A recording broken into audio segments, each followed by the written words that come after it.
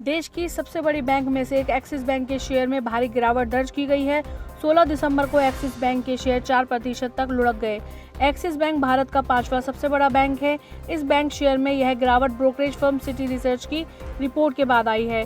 इसमें कहा गया है कि बैंक के नेट इंटरेस्ट मार्जिन में रिकवरी मौजूदा Q3 FY26 के बजाय Q4 FY26 या Q1 FY27 तक टल सकती है।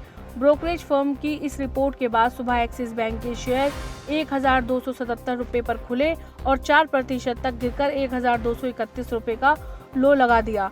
सिटी रिसर्च ने एक्सिस बैंक के शेयर के लिए अपनी न्यूट्रल रेटिंग बनाए रखी है और टारगेट प्राइस 1285 रुपये प्रति शेयर है।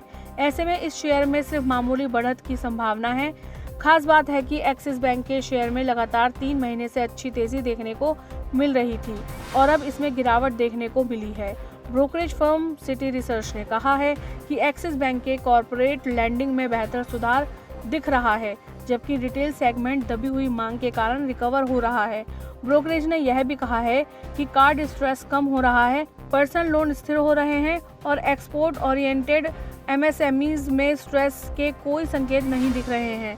सिटी रिसर्च ने कहा कि एक्सिस बैंक के ग्रॉस स्लिपेज की वजह से Q3 में एग्रीकल्चर सेगमेंट की CC या OD की फैसिलिटीज में सीजनल उतार चढ़ाव देखने को मिल सकता है, हालांकि यह Q1 से कम गंभीर होगा। सिटी को अब उम्मीद है कि एक्सिस बैंक के net interest margin Q3 FY26 की बजाय Q4 FY26 या Q1 FY27 में सबसे निचले स्तर पर पहुंचेंगे। इसका मतलब है कि NIMS में रिकवरी अनुमान से थोड़ी देर से हो सकती है।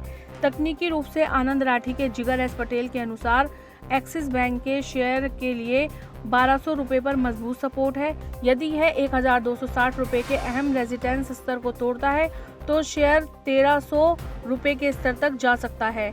ब्रोकरेज फर्म सिटी रिसर्च की रिपोर्ट के बाद एक्सिस बैंक के शेयर में आज 4% तक की गिरावट दर्ज की गई। सिटी ने बैंक के नेट इंटरेस्ट मार्जिन में रिकवरी का अनुमान Q3 FY26 से टालकर Q4 FY26 या Q1 FY27 तक कर दिया है, जिससे गिरावट आई है।